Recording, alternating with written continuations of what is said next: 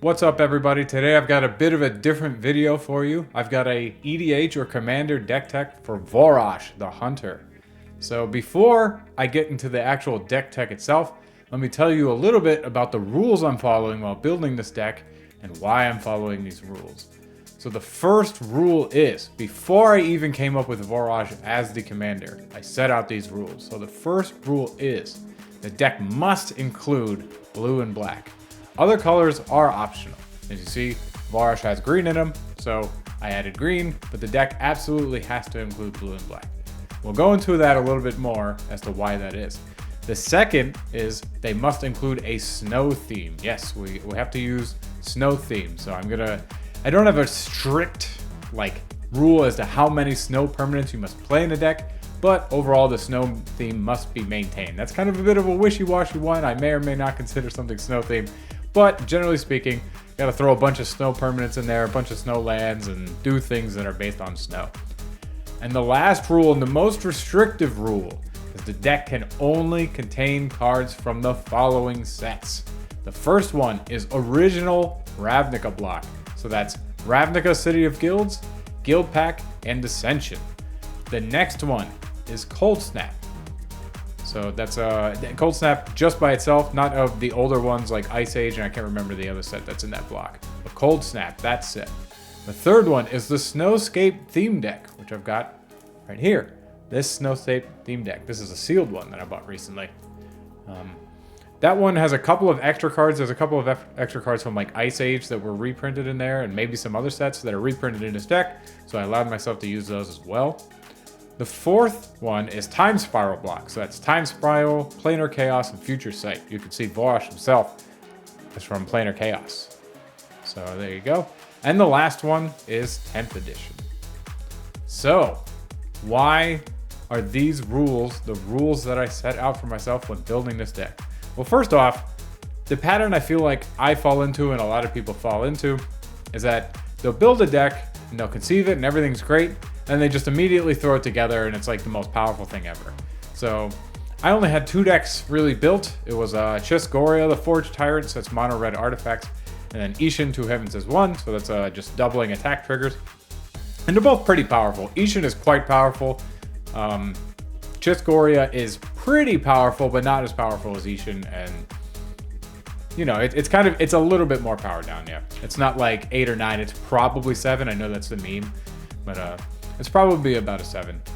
So I wanted a bit of a deck building restriction to stop myself from just immediately building some really big deck. I also wanted this deck to grow with me. So the idea here is that even though I only have those 5 or so blocks that I can build here from, with each game that I play with the deck, I'll add another deck to the deck pool. So I've actually already added 3 sets to the deck pool, but I haven't changed the deck yet. This is the OG one that I started with when I started the deck. So that was the main goal. The way I actually came up with these rules is we gotta go back deep into Steven's lore. So both of my decks currently have some lore on them. Ishin is Mardu colors. Mardu is my favorite colors. So that's red, white, and black. That's my favorite color combination. My favorite guild. My favorite color is red. My favorite guild is Vorosh, and then my favorite 3 colors is Mardu. I played a good amount in Kanzatar here as well, and I played Mardu for a while there. But Mardu is they're just my favorite colors. Red is my favorite color, actually, outside of Magic. And I always do red, white, and black colors. Like my car is red with a white and black interior, so stuff like that. But also, I'm an aggro player, so I like to play aggro stuff. But Chisgoria also, it's Affinity. I played Affinity in Modern before I got banned, and now it's because you can't play Mox Global anymore. So Chisgoria is a mono red deck that has Affinity cards in it. So kind of throw back to a little bit of my modern days a little bit.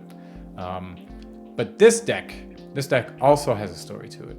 Way back in 2006, actually no, 2007, between my junior and senior year of high school, I did a summer class at the University of Maryland, which I ended up going to once I graduated high school. I did a summer class there, an engineering class. I can't remember exactly the name of the class, but it was like a 3-week-long class. During that time, I don't remember exactly what set came out. It might have been 10th edition. I'm not sure exactly what set was coming out around then. But a set came out And a couple of my classmates had bought a bunch of it because they played a bunch of Magic themselves. So they got me kind of interested in it. I played a little bit with their stuff, but I didn't actually do too much. But they got me interested in it. It was always something I was mildly interested in. I probably bought a couple of packs back in the day when I played Pokemon. I was just like, oh, cards, I'm gonna buy more cards. Yay, it's fun. But I was never really into it, but they started getting me a little bit more into it. So that was about the time, I can't remember exactly what was coming out then, but I think that would have been like 10th edition was the one that came out. Anyway, so that got me interested in Magic cards, but I didn't get too interested in it. By the time I went back, I worked at Target at the time. When I went back home, I went to check out what cards we had. Actually, before that, I looked up the color pie online just to see. I was just like, what's about Magic? What are the colors and everything? And I came on the conclusion that I would like red and black, which is actually funny because I consider myself a red mage, and red and black is one of my favorite guilds. I like, or Rakdos is one of my favorite guilds. I like Vorosh more, but red and black are good. So even back in the day, I kind of understood red and black was where I wanted to be. So I went to Target because I could get an employee discount there at the time. And I checked out what precons they had. And they didn't have a red and black precon. What they did have a blue and black one. That's this Snowscape one. This isn't the actual one I bought, but I did leave with one and a couple of packs. It must have been a Cold Snap one because I remember I opened a Phyrexian Soul Gorger, which is actually in the deck. You'll see him later. I opened a Pact of Negation, and I opened a Grove of the Burn Willow. So I must have had, what, 2 Future Sight packs and one, what the hell is it, Cold Snap pack? So the basic idea behind this deck then becomes, like, okay, I want to build something that contains a lot of the cards from this. So that's where the Dimir color restriction comes from, is this deck is Dimir. So I want to use a lot of the cards in this precon. And I wanted to maintain the snow theme, because that's the whole point of this deck, because it's snow themed. So going a little bit further, I was thinking, okay, what kind of Commander deck would I build back in the day? I don't even know if Commander was a big format back in 2006. Well, I know it wasn't a big one. I don't even know if it was a one. But if I theoretically built a Commander deck back then, what kind of stuff would I do? Well, when I actually got into Magic seriously, it was in Theros and Khans of Tarkir block. Well, it was first Theros and Return to Ravnica block, and then that turned into Theros and Khans of Tarkir block. Those are when I was mainly playing, and I was mainly playing Standard. So if I were to build a Commander deck back in the day, I probably would have built it out of cards that were legal in Standard at the time. Other than maybe the ones in the Snowscape deck. So that's it. That's the idea. We're gonna build a deck out of all the sets that were legal at the time, and it has to be blue and black. So, how do we land on our boy Vorosh? Well, there's a bunch of cards in Ravnica and maybe in 10th edition, I think too, and in Cold Snap that allow you to ramp out lands. So, one of the big goals of this deck, you can see with like the Rhymefeather Owl, is to get as many snow permanents onto the field as possible. And so you can use stuff like Rampant Growth and Into the North and stuff like that. There's that other one that doesn't get forests to ramp out even more snow permanents. So I was like, okay, that puts me pretty firmly in green. There's also some pretty solid snow creatures like Oran Viper from Cold Snap in there. So that puts me pretty firmly in green. If you look at that list of cards, the only Sultai commander available to you is indeed Vorosh. I think he's actually the first one. I think the next one that's available is like the Mimeoplasm or the other cards from that commander set, but that's not for 5 more years after 2006. So that puts me firmly in Vorosh. Another bonus of this, I thought about doing, what's it called? I thought about doing Zur the Enchanter and doing Esper, but an advantage of this is any card that I buy could theoretically go into a Jorn God of Winter deck, because he's Sultai Commander. So eventually, if I get far enough and still have this deck and I'm still playing it, by the time that I'm allowed to play Kaldheim decks, all the cards should be able to just get in there. So that's kind of the thought process of it. A little bit of my history included in the deck, a little bit of you know, just a fun, like, powering down. It gives me a challenge. This deck is actually pretty hard to pilot. It has some fun interactions in there. Like Hydar is actually pretty fun with stuff like what is that, Mage Right Stone or Seedborn Muse. So there's some fun interactions in there. But it's a nice way to power me down, nice way to grow with the deck as maybe I would have done back in the day. So without further ado, let's get into the deck tech, shall we?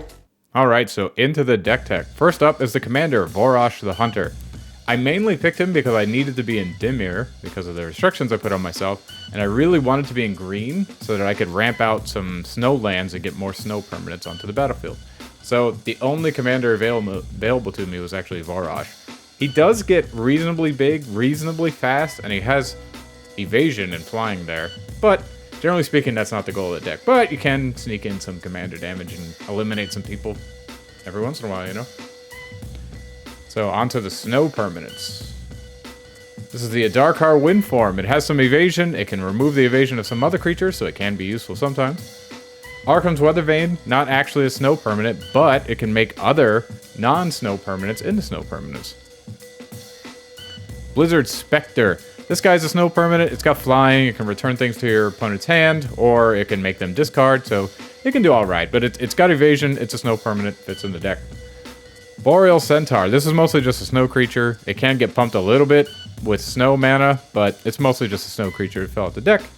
Chilling Shade has some evasion, has a little bit of pump ability, is a snow creature, fits in the deck nicely. Frost Raptor. This guy is a little bit, yeah, he's sticky because he's got the snow thing there that makes him like hexproof. He's got flying, and he's a snow creature, fits in the deck pretty well. Frostweb Spider, mostly just a snow creature. It's got reach. Although it's not technically reach, but that's what reach is. Whenever Frostweb Spider blocks a creature with flying, put a +1/+1 counter on it at the end of combat. It can grow a little bit. That doesn't happen too much, but you know, snow creature gets things going. Gutless Ghoul. It's mostly just a snow creature in this deck. The 2 life is not irrelevant. It can save you, but you know, mostly just another snow creature. Oran Viper, this guy is snow creature with card draw. One of the best cards in the deck, in my opinion. So, this guy actually makes the deck function a good bit better. Phyrexian Ironfoot, big guy who can block early in the game because you're mostly playing a pretty snow game. Snow creature works out pretty well. Phyrexian Soul Gorger. This is mostly just like a big blocker for 1 turn. The cumulative upkeep is really, really brutal. I'm thinking about taking this out, but this was one of the cards I opened. It's one of the first rares I ever got out of a pack, so I have a soft spot for it. But it's a snow creature. It's a big booty if you need some blocking early, but it's very rare that it actually sticks around anytime. It's mostly like a 3 mana. I'm not going to let that thing attack me this turn. Phyrexian Snow Crusher, just a snow creature. It attacks each turn if able, and then you can pump it a little bit.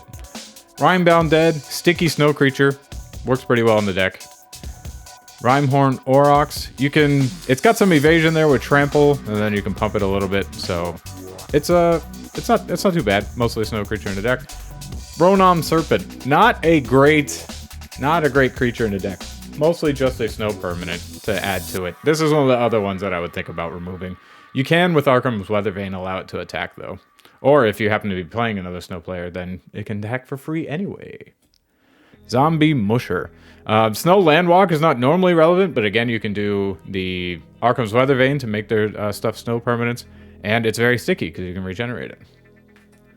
Alright, so now that we've gone through the snow permanents, let's look at the snow payoffs. The Balduvian Frostwaker. This is mostly just like a mana dump later in the game. It's not a full dump because it has to tap, but it'll allow you to at least turn some of your lands that you're not really doing too much with later in the game into creatures. So that can be relevant and helps out later in the game. Drift of the Dead. This is mostly just like a gigantic blocker to say, hey, don't touch me. I've got this really big guy. Don't touch me. Gangrenous Zombies. This is mostly like clearing out tokens and stuff like that. It has been relevant. I eliminated someone because I was only able to get him down to 1, and then I was able to sacrifice the Gangrenous Zombies. Mostly deals with token strategies, though. Hydar Rhymewind Master. This guy is pretty good in the deck. He slows people down immensely. Basically, when you're about to start your turn or somebody's attacking you with something threatening, you just return the permanent to their hand. This is great. It's a repeatable slowdown of everything. You can remove the biggest threat over and over and over again. And with some other tricks later, you can do it multiple times. Rhyme Transfusion. It's a snow enchantment. It pumps things a little bit, and then it also adds evasion there. And it's also, as we said, snow enchantment, so it works well in the deck. Rhyme Feather Owl. Snow creature, one of the best creatures in the deck, probably the best creature in the deck. This is basically your win con. You mostly win by trying to wreck people with Rhyme Feather Owl, trying to stick it as much as you can. And also, we have some non-snow lands in the deck, and we have some non-snow creatures and stuff, so being able to put an ice counter on things and then making them snow permanents is good too. Rhymewind Cryomancer. This is mostly just repeatable counter spell effects. It doesn't counter spells, it only activates abilities, but that's very relevant. You can sit there and repeat it over and over and over again, and it's great. Every turn you seem to be able to do it. Rhymewind Task Mage. This is mostly just slowing them down if they're coming at you, or if you think they're going to come at you with something really tough, and you just tap their creatures down, make it so they can't do it. Alright, so this is some of the just kind of good stuff in the deck. It's a little bit of tutors, and then Graveyard Recursion, and some other stuff. So let's take a look at it. Dread Return. This is mostly returning your Rhyme Feather Owl, but it can return any other important creatures like Hydar or something like that. But I mainly use it so that I can get my Rhyme Feather Owl. If somebody manages to remove it, I try to keep it back out there. Mage Right Stone. This is great because we have a bunch of creatures with tap abilities. Hydar does it, Rhymewind Task Mage, Rhymewind Cryomancer, a couple others have abilities based on tapping. So this works really well in the deck. It makes it so you can repeat things much more. Chord of Calling. This is mostly just a tutor for Rhyme Feather Owl. It can also get things that you need, like the Hydar or the other Rhymewind things. This is mostly just a tutor for Rhyme Feather Owl, but there is other times where you might need it. Diabolic Tutor, same thing. Most of the time I'm tutoring for Rhyme Feather Owl when using this card, but occasionally if you need something else, you can tutor for that instead. Protean Hulk. This is mostly a good stuff card. It does allow me to get a bunch of snow permanents on the field though. That's the main thing I try to do with it. It can't get Rhyme Feather Owl, but it can get Hydar. And Hydar is really good in the deck, so it does allow you to do that. But a lot of times what I end up doing is I try to find the cheapest snow creatures that I can actually put on the field still, so I can pump things up and just have more things on the field that way. But it's mostly just a good stuff card in this deck. Alright, so now we're going to go into the card draw. First up is Abundance. This isn't really card draw, it's mostly just filtering, but it works pretty well in the deck because like if you don't want to get flooded with the same boring stuff over and over again, so it's just like a solid semi-card engine in the deck. Arcanus the Omnipotent. This thing just constantly drawing cards, especially if you have not Arcanus, but Mage Right Stone in there, you can just draw. You almost deck yourself drawing with this guy, so he's really good at making sure our hand is always full of stuff to do. Brainstorm, just kind of a good stuff card. This is one I've debated taking out. It'll probably come out once I start adding other sets to the deck list. So, but you know, it's just a solid card. Allows me to just sit there and then like, okay, I'm gonna filter things a little bit. Not as good as it is in Legacy in this deck, unfortunately. Dark Confidant, just a draw engine. It can really hurt. I've revealed a Rhyme Feather Owl with this and just it's terrible. But you know, just card draw engine. Harmonize, again, just card draw. Howling Mine, also just card draw. You can, I think there's a couple ways to tap it down. I haven't actually done so, but yeah, just another card draw engine. Keen Sense, we have a lot of creatures with evasion, and we have ways to give them evasion. So this works, just another card draw engine, works with our creatures that have evasion. Thermal Flux, this one, it's semi-card draw. It's not, you don't really net a card because you play it and then you end up drawing a card. So you just get rid of this for a different card. But it can be relevant if you want to make something unblockable, because you can make their lands snow permanents, so like the Zombie Musher and stuff like that. It'll also make Rhyme Feather Owl bigger, and it replaces itself. So it's alright. I might take it out. Think twice. Again, just card draw. Alright, let's get into the removal package, shall we? Of course, we have to have board wipes, and one of the best ones available to us is Damnation. It's just black to destroy all creatures, or black. It's 2 black. I don't know why I just said black, but you know, it's fine. Evacuation. This is like your poor man's Cyclonic Rift. It's still really good, I would tell you, if you can't afford Cyclonic Rift and you're not trying to proxy, Evacuation's a pretty good replacement for it. It only returns creatures, so it doesn't do all of the non-land permanents, but it's still solid. I don't remember how much it costs. It doesn't cost much.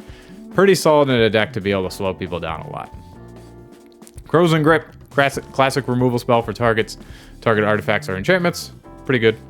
Naturalize, again, classic removal spell, targets artifacts and enchantments. Pact Negation. This is just one of the best counter spells that's available to me right now. So it allows me to just tap out and spend all of my mana and then get it back, you know, or not get it back, but then still be able to protect myself. Pongify, an incredible removal spell. Really good removal spell. Like this one a lot. Helps a lot. You can absolutely just wreck like one of the most important pieces. You can just be like, no, I'm gonna Pongify that, get rid of it. Putrefy, also a great removal spell. Targets artifacts or creatures can't be regenerated. That's relevant. Sudden Spoiling. It's okay. It's not the best card in the deck, but it's all right. It does at least work with Gangrenous zombies, and that you can just do that and then wipe their whole board. So that's fun, but I haven't been able to do that. But you know, just at least. Well, not wipe the whole board. It's only target creature. No, it is target creature. Yeah, so you can wipe the whole board with Gangrenous zombies. I haven't done it yet, but it at least makes them less threatening. It's mostly just slow things down and maybe kill something in combat as a combat trick. And Venzer. Venzer is just another body and slows them down. That's mostly what he does. So it can stop them from winning the game on the spot, or you can just kind of get another body and slow them down a good bit. All right, now let's go on to the ramp package. Of course, we're in green, and it's in Ravnica, so we have to do the Birds of Paradise. Of course, you have to have the Birds of Paradise. And Boreal Druid is a auto-include in this deck. It's ramp, it's snow, it makes snow mana, it is auto-include. There's another one, Centaur Omen Reader. It is sort of ramp in this deck. I mean, it's definitely ramp, but it's not the most impressive ramp. This is one of the least important ramp spells I think I have. It is a snow creature though, and it's green, so it works out. Coiling Oracle, classic spell. It draws, it ramps, it's good. Cold Steel Heart, snow permanent. Allows for some mana fixing. You can only choose a color once, but it is a snow permanent, and it allows for mana fixing. It makes no mana, it's all good. Dimmer Signet, ramp, some mana fixing, so it works out in the deck. Farseek, classic land ramp spell. Allows me to get any of my snow basics. The only ones I can't get are forests, but, you know, I have a lot of forests in the deck, so it's not very common that we do that. So Farseek's great. Golgari Signet, ramp, filtering, you know the deal. Into the North, this you can go and get any snow land, which is great, so you can get even non-basic ones like Dark Depths, or I can't remember the other one. It's Scrying Sheets. You can get Scrying Sheets with this. Most of the time I end up getting Scrying Sheets because Dark Depths doesn't tap for mana, but in the beginning of the game I'll get mana fixing, and then the end of the game I start getting Scrying Sheets most of the time. Llanowar Elves, it's ramp, it makes green, it's fine. Mindstone, again, ramp. That's what it is. Rampant Growth, same as all the other ones. Get my snow permanents, get my lands, it's ramp, it's good. Rites of Flourishing allows me to play more snow permanents. It does the same to my opponents, but hopefully I get more value because it's not only more mana, but it's also more snow permanents. Search for Tomorrow. That's the same thing, just ramps out snow lands, it's great. Seedborn Muse. This is kind of a good stuff card in this deck, but, you know, it works out. There's a couple of things I can do on my opponent's turn. I don't have anything that can give my creatures flash yet, so whenever I can do that, that's going to be a good time. But Seedborn Muse is still solid. Simic Signet. Just, you know, ramp, filtering, all the good stuff all the other Signets do. Alright, so last but not least, we have a Zolan package. Of course, we're doing original Ravnica, so we've got all of the shock lands in here. First up is Breeding Pool. Again, I don't have all of the printings from the original set. If they were too expensive, then I just didn't buy them. I have all the shock lands, so I didn't bother buying them. I might try to replace them if I can get a good deal, but ultimately, I don't want to spend that much money on it. Dark Decks, of course. Got to be able to get our Merit Lage out. I don't have the Wombo combo with Thespian Stage, but you can bet whenever I'm allowed to put that in there, it's going to go in there. So if you don't know about this, you can play Thespian Stage, make a copy of this, and then this one gets sacrificed. Thespian Stage doesn't have the counters on it, so then you can create a Merit Lodge token with it. Dimmer Aqueduct, it's just fixing. There's not too many options for dual lands, so Dimmer Aqueduct makes it. Frost March, obvious include. It's a snow land, dual land, it's good. Golgari Rot Farm, again, just fixing. Llanowar Waste, just fixing. Mouth of Ronom, this is it isn't irrelevant removal, but it's normally not the most impressive. But it's a snow land, and might as well have it. You know, we don't need the fixing that bad. Overgrown Tomb, Shockland, fixing, you know. Scrying Sheets, absolutely great card in this deck. It is a snow land, so buffs all the snow permanent stuff you're doing, but it also, since we play so many snow permanents and snow spells, we can go grab a bunch of them. So Scrying Sheets is good. Simic Road Chamber, fixing. Terramorphic Expanse, you can get any basic snow land in the deck, so that's good. Underground River, fixing. Urborg, of course, I have the M15 one because I had a playset of them and I don't want to spend $50 each on these. I got it when it was like $3 or something. But Urborg turns all of our lands into swamps. That can be relevant, especially with Dark Depths, but it's mostly just, hey, I don't play that many swamps in the deck, I can turn everything into swamps. Watery Grave, just fixing. Yavimaya Coast, of course. And then we get to our basics. And this is a special card to me. This is my foil Snow-Covered Forest. This is the foil card that came in my original Dimir deck, my original, Snowscape deck. And it has a very special place in my heart. So even though I bought a Dimir deck, I got a foil Snow-Covered Forest. So it's almost like it was Simic as well. There you go. But then we got more Snow-Covered Forest. I got 1, 2, 3, 4, 5, 6, 7, 8, 9 Snow-Covered Forests. Unfortunately, I don't have all the old ones. I'm going to try to get old ones. I'm trying to buy locally as well, so they don't have the old ones, so I don't. Here's Snow-Covered Island. These are brand new, straight from the pack into here. How many of these we got? 1, 2, 3, 4, 5, 6, 7. 7 Snow-Covered Islands. And then I've got ourselves a foil Snow-Covered Swamp. So when I rebought the Snowscape deck, you get a foil land in it, and this is the one that came in the second one that I bought. I do have a sealed one still that I showed, but this is the second one that I got. So fits right in the deck, so of course you got to include it. So 1, 2, 3, 4, 5 Snow-Covered Swamps. And that makes up the deck. So that's it. That's the deck tech for Vorosh, the Snow Hunter. Let me know what you think of the deck and the rules in the comments down below. Have you ever set up rules that are kind of similar to that to give yourself a bit of a challenge before? I know I've run into a bunch of people at my LGSs that have done similar things. If you have, let me know what you have in the comments down below. I may or may not post updates to this as the deck evolves. It depends on how well this does, if anybody's interested in it. If you're interested in it, make sure to like, comment down below, like, subscribe, all the algorithm things that you know that everybody on YouTube asks you to do. And with that, I'll catch you all on the next one.